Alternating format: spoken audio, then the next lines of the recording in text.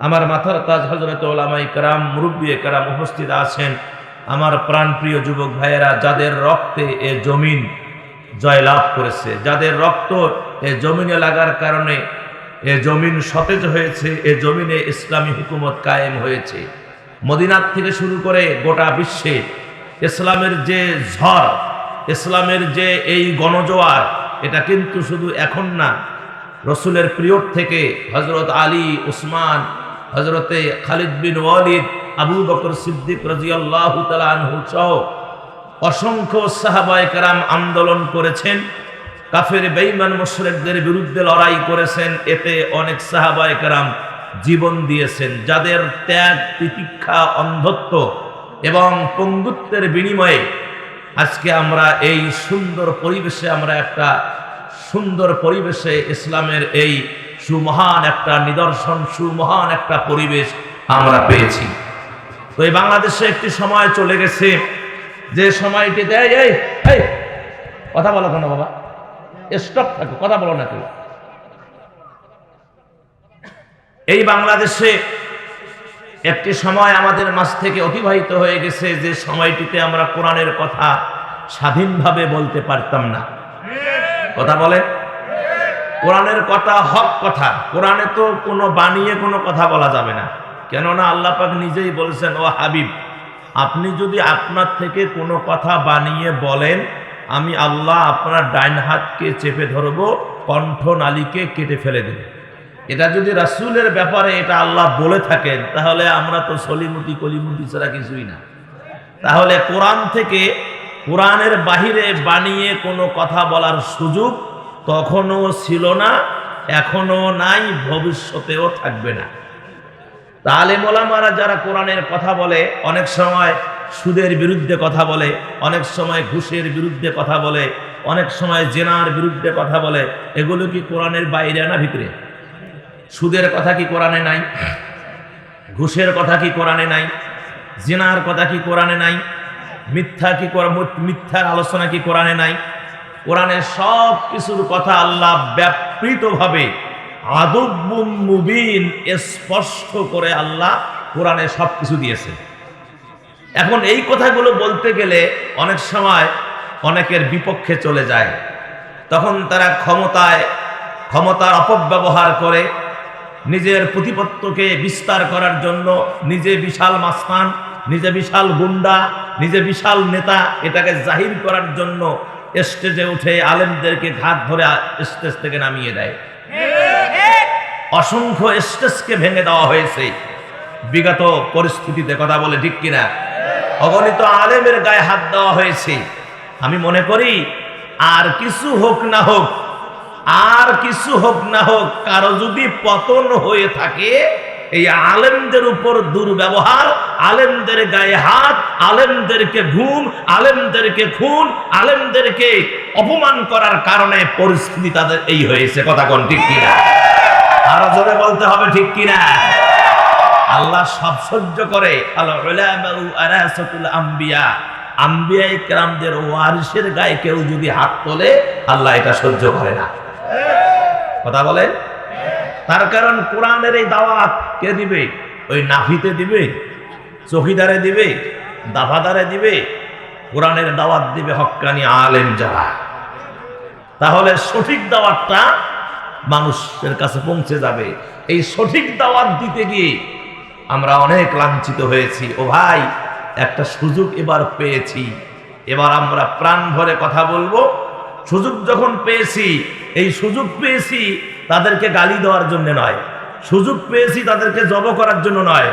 আমরা সুযোগ যখন পেয়েছি কষ্ট করে, রক্তের বিনিময়ে, তারপরে জীবনের বিনিময়ে, অন্ধত্বের বিনিময়ে, পঙ্গুত্বের বিনিময়ে সুযোগ যখন পেয়েছি, আসুন আমরা দলাদলি ভুলে গিয়ে, আপনি কোন দল করেন এটা কোনো দেখার বিষয় না। আপনি তাবলীগ করতে পারেন, চরমনাই করতে পারেন, ফুরফুরা করতে পারেন, জামাত করতে পারেন, শিবির করতে পারেন, আপনি বিএমপি করতে পারেন, যে দলেই করেন না কেন, ঐক্যবদ্ধ হই, স্ব অবস্থান থেকে কোরআনের কাছে আসেন। আমরা এবার এই দেশটাকে কোরআন দিয়ে গড়ব, আমরা এই দেশটাকে হাদিস দিয়ে গড়ব, আমরা এই দেশের সংবিধান হবে মদিনার সনদ। দেশের সংবিধান হবে আল্লাহ পাকের কালাম। কথা বলে ঠিক কিনা? আমার কথায় কারা কারা রাজি একটু হাত তুলে দেখান তো দেখি। একটা তাকবীর দেন, তাকবীর দেন, একজন দেন, একজন। বাস হাত নামান। কি যে আপনারা করবেন সেটা বুঝে আমার হয়েছে। এখন আলোচনা শোনেন। এরকম এলোমেলো হলে তো হবে না শহীদুল ভাই, এরকম এলোমেলো করলে আলোচনা হবে না। এ বাবা তোরা এরকম অবস্থা কি তোমাদের? শস্যের মধ্যে যদি ভূত থাকে তাহলে তো ভেজাল। ভূত যদি রুগীর গায়ে না থাকিয়ে শস্যে তাইছে তাহলে কাম সারা। একটা ছেলে উঠবা না যে অবস্থা সে ভাই। এই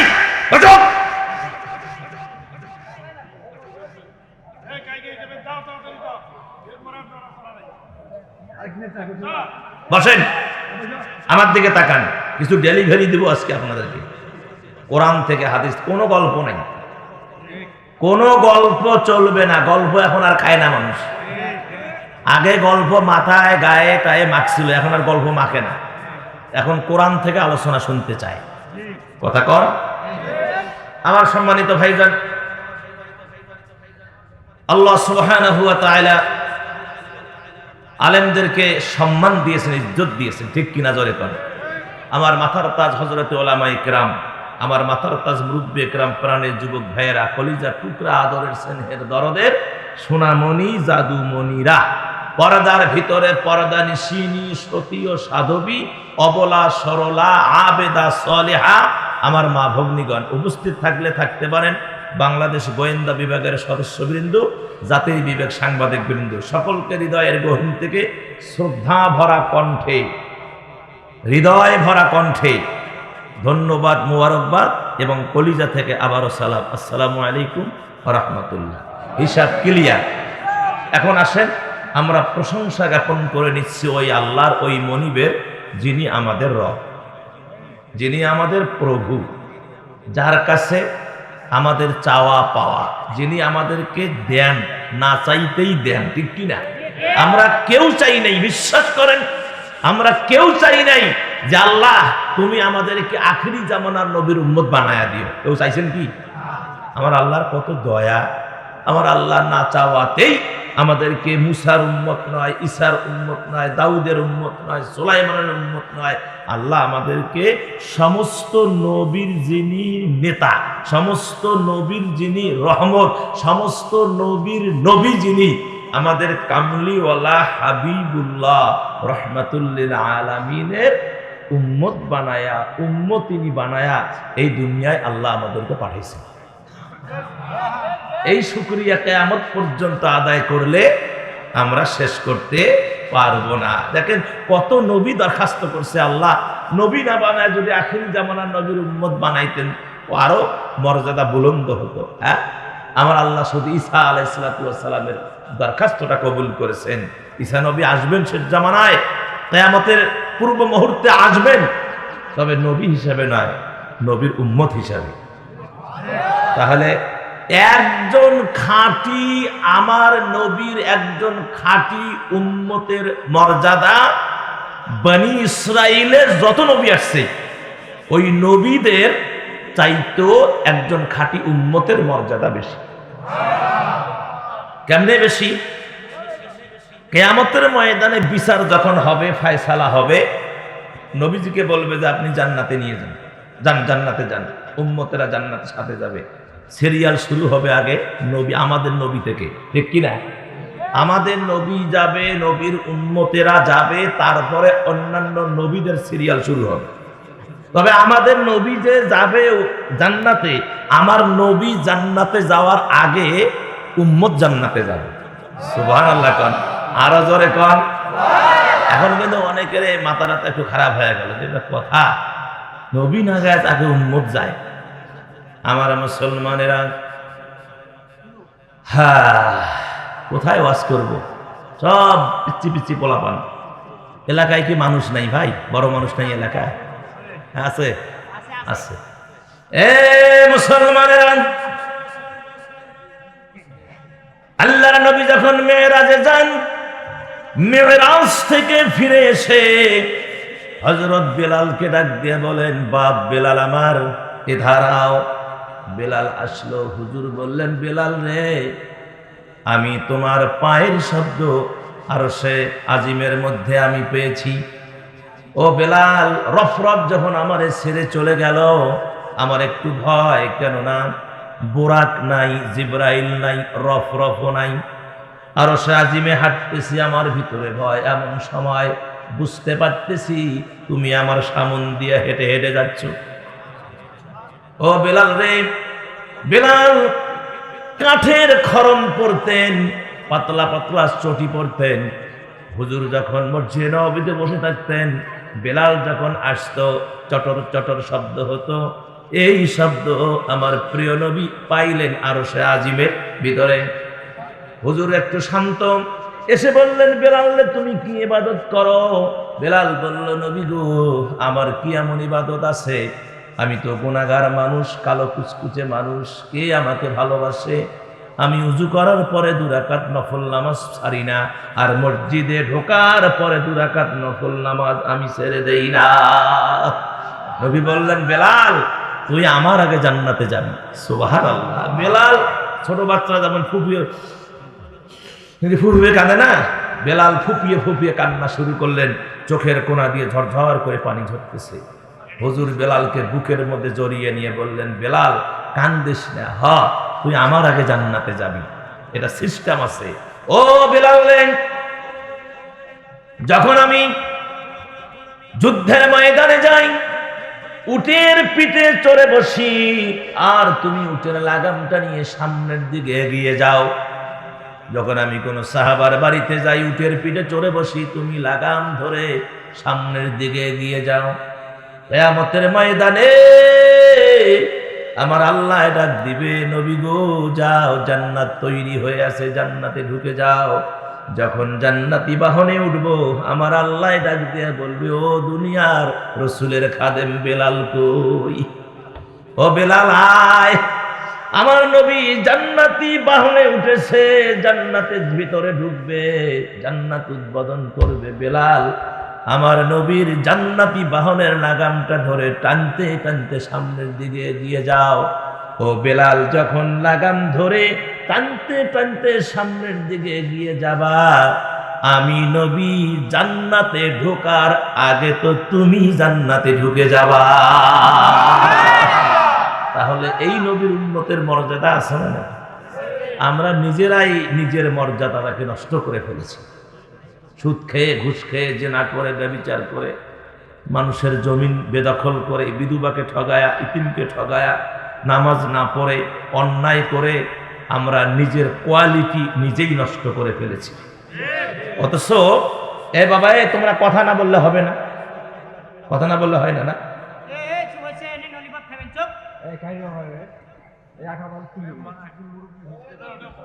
কথা বল, এমনি তো আলোচনা করার পরিবেশ একেবারে নেই। আমরা কথা বলি অন্তত 50-60 হাজার লোকের সামনে, নিম্ন তো 10 থেকে 15 হাজার লোকের নিচে কথা বলি না আমরা।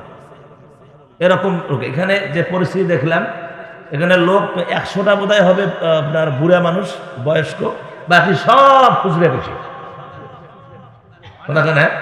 তারপরেও আমি বলতেছি, একটু আপনারা সাইলেন্ট থেকে আমাকে একটু সহযোগিতা করেন, বা আল্লাহর রাস্তায়। হ্যাঁ, আমি যতক্ষণ কথা বলবো খুব ভালো ভালো কথা বলবো, আমি আমার বাপ দাদার কথা বলবো না, আমি কোরআন এবং হাদিস থেকেই কথা বলবো। শুনতে আপনাদের অনেক ভালো লাগবে। অনেকদিন পরে আপনাদের কাছে আমি এসেছি, একটু স্নেহ করেন না, একটু ভালোবাসেন না। একজন আলেমকে ভালোবাসলে আল্লাহ আপনাদেরকে ভালোবাসবে। কথা কন। এই যারা এখানে দাঁড়িয়ে আছেন ভাই, দেখেন তো আপনারা কায়দা করে একটু বসা যায় না? দেখেন তো, বসেন বসেন বসেন বসেন। এই পিছনে দাঁড়াই, বসো, সব বসে, একজন দাঁড়িয়ে থাকবে, বসেন। বাস, আমার দিকে তাকান, সাইলেন্ট, মুখ বন্ধ, আমার মাছ একদম মাছির মতো হয়ে যান। বাস, সুন্দর পরিবেশ, আলহামদুলিল্লাহ। আমার ভাইজান, আমি কিন্তু আলোচনা এখনো শুরু করি নাই। আপনাদের খেদমতে কোরআনুল কারীমের মাত্র 2টি আয়াত। কয়টা আয়াত? 2টি আয়াত আর 1টি হাদিস। তেলাওয়াত করেছি, আমি সেদিকে এখনো যাইনি। কোরআনের আলোচনা করতে গেলে একটা পরিবেশ লাগে, ঠিক কিনা? আমি সেই পরিবেশটা তৈরি করতেছি। তাহলে উম্মতেরা কই যাবে? কথা কয় না, জান্নাতে যাবে। আলহামদুলিল্লাহ।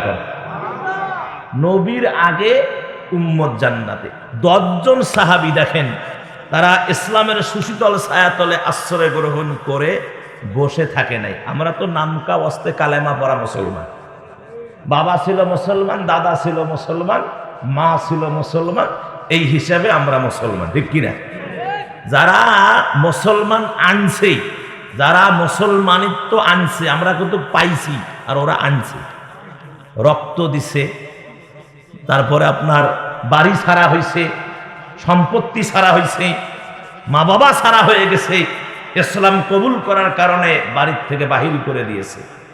এমনও ইতিহাস আছে, এমনও ইতিহাস আছে, পরনের কাপড় পর্যন্ত খুলে নিয়েছে। ল্যাংটা হয়ে, চাচার অধীনে ছিল, ল্যাংটা হয়ে পরনের কাপড় সব খুলে নিয়েছে, পরনে কোনো কাপড় নাই। ভাই তুমি ইসলাম কবুল করছো, কলেমা তো ছাড়বা না, তুমি যাচ্ছ মদিনায় ওই মোহাম্মদের কাছে, আমার যে টাকা দিয়ে কেনা যে তোমার গায়ে যে কাপড় আছে এটা খুলে দিয়ে যাও। খুলে নিয়েছে।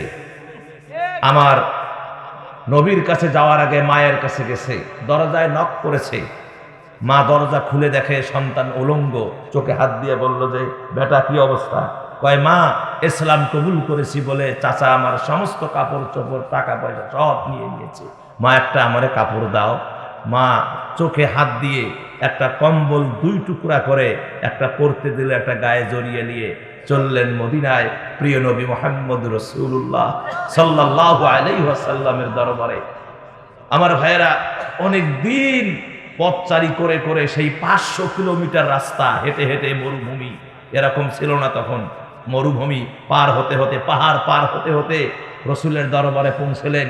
আসরের নামাজের পরে হুজুর যখন বাহির হচ্ছিলেন, দেখেন উস্কো খুস্কো একটা ছেলে মসজিদে নববীর বারান্দায় বসে আছে। হুজুর কাছে এসে গিয়ে বললেন, বাবা তোমার বাড়ি কোথায়, কোত্থেকে তুমি এসেছো? আমার ভাইয়েরা হুকুক করে কান্না শুরু করলেন, আল্লাহর নবীকে সব খুলে বললেন। নবীজি সব শুনে তিনিও কাঁদলেন।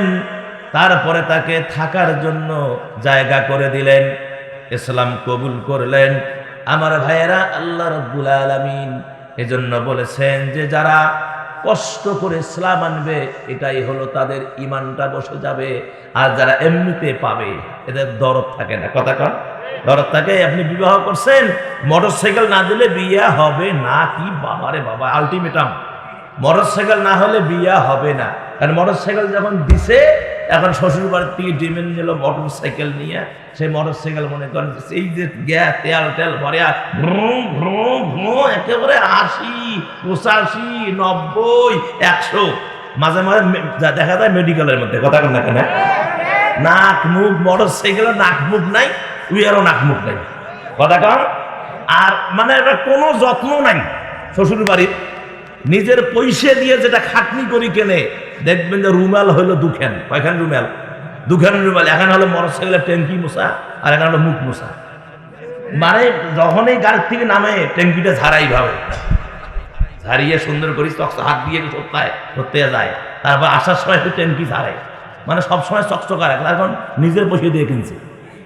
আর শ্বশুর বাড়ি হলে কোনো যত্ন নাই, মানে বেডি শার্ট পিটাইলে আর হ্যান্ড পাইবে।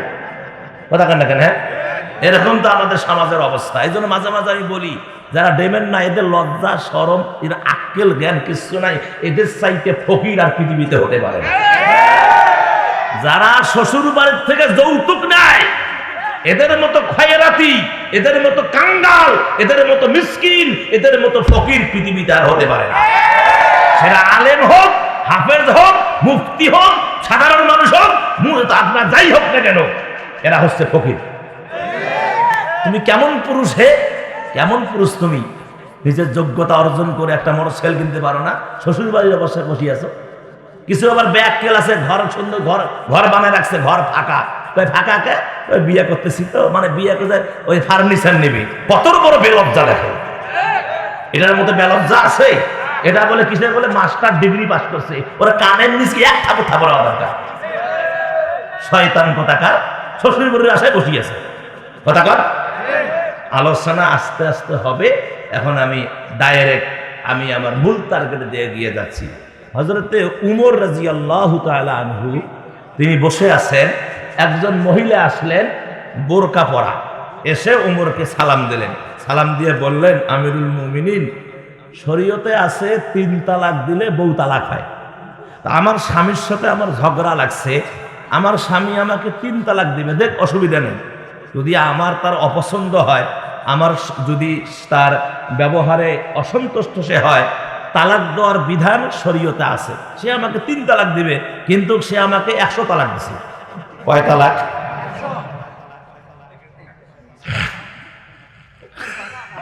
না হাসো, আবার হাসো, খেলা আজকে হবে রে ভাই। হ্যাঁ, কয় তালাক দিছে? 100 তালাক দিছে। আমিরুল মুমিনিন কথা শুনিয়া মনে মনে হাসে, আর ফির রাগও উঠে গেছে। তালাক দিবে 3টে, 100 দেখে লোক পাঠায়া দিয়া, সাহাবি পাঠায়া দিয়া, সৈন্য পাঠায়া দিয়া ওকে নিয়ে আসছে।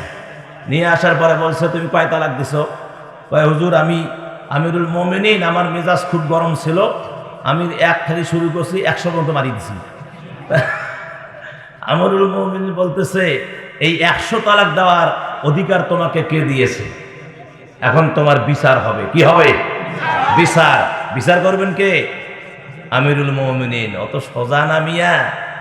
এমন এক ব্যক্তি বিচার করবে যে ব্যক্তি নিজের ছেলেকেও ছাড়ে নাই। ছেলেকে মারতে মারতে মারতে মারতে চাবুক, মানে অন্য কোনো বিচারককে দিয়া তিনি মারে নাই। যদি এলা উমরের ছেলে হিসেবে যদি আস্তে আস্তে মারে, এই জন্য তিনি নিজেই চাবুক হাতে নিয়ে ছেলেকে মারতে মারতে মেরেই ফেলেছেন। যখন মরে গেছে, মরে যাওয়ার পরে কবরস্থ করার পরে বাকি ছিল আরো 20 থেকে 25 ব্যাত, ওই কবরের উপরে বাকিটা মারছে। আল্লাহু আকবার। এটাই হলো ইসলাম। এটাই কি ইসলাম? আমরা বিগত দেখেছি, খাগড়াছড়ি থেকে ধরে নিয়ে আসছে অস্ত্র সহ, এসে বলছে যে স্যার, মানে কে জানি খবর দিল যে স্যার আপনার ভাগ্নেকে অস্ত্র সহ ধরছে। স্যার একদম ফোন দিয়ে বললো, চিটাগাং এসপি আপনি বলে আমার ভাগ্নাকে ধরছেন? ভাই স্যার অস্ত্র শুদ্ধ দেখ। আরে বেটা, আমার চেনো তুমি, একে তুমি ধরছো? অস্ত্র শুদ্ধ চাইরা দে। কথা কন ঠিক কিনা? আমার ভাইয়েরা, এটা দুনিয়ায় হয়, এটা দুনিয়ায় হয়। যারা অবৈধভাবে ক্ষমতায় আসে, যারা অবৈধভাবে ক্ষমতায় এসে লুটপাট লুটতারাজ করে, বিদেশের টাকা বাহিরে পাচার করে, এদের দ্বারা এটা সম্ভব হয়। কিন্তু মুসলমান শাসক যারা হবে, তারা কোরআন দিয়া হাদিস দিয়া বিচার করবে। কোরআন এবং সুন্নাহর আইন যদি বাংলাদেশে চালু হয়, হবে তো ইনশাআল্লাহ আগামীর বাংলাদেশ কোরআনের বাংলাদেশ। তাহলে কেউ যদি চুরি করে, এদের প্রথমে ডাইন হাত কেটে দাও, তারপরে চুরি করলে বাম পা কেটে দাও আড়াআড়ি, তারপরে চুরি করলে বাম হাত, তারপরে চুরি করলে ডাইন পা, এরকম আড়াআড়ি করে শরীয়তের বিধান কেটে দাও। কেউ যদি কাউকে হত্যা করে, হত্যার বদলে হত্যা, হাতের বদলে হাত, চোখের বদলে চোখ, নাকের বদলে নাক। কথা বলেন, এটাই হলো কোরআনের বিধান। আমার সম্মানিত ভাইয়েরা, হিসাব মিলান। তাহলে যারা আমার দেশের টাকা চুরি করে বিদেশে পাচার করেছে, আমার দেশটাকে সর্বনাশ করে দিয়েছে, আলেমন আমাদেরকে হত্যা করেছে, আলেমন আমাদেরকে শাপলা চত্বরে গুলি করে রাতের অন্ধকারে বাতি নিভায়া দিয়া যারা গুলি করে আমার আলেমন আমাদেরকে হত্যা করেছে, ওদের বিচার একদিন বাংলার জমিনে হবেই হবেই হবেই হবেই। কারা কারা রাজি? দুহাত তুলে খান। দেন দেন দেন তাকবীর দেন।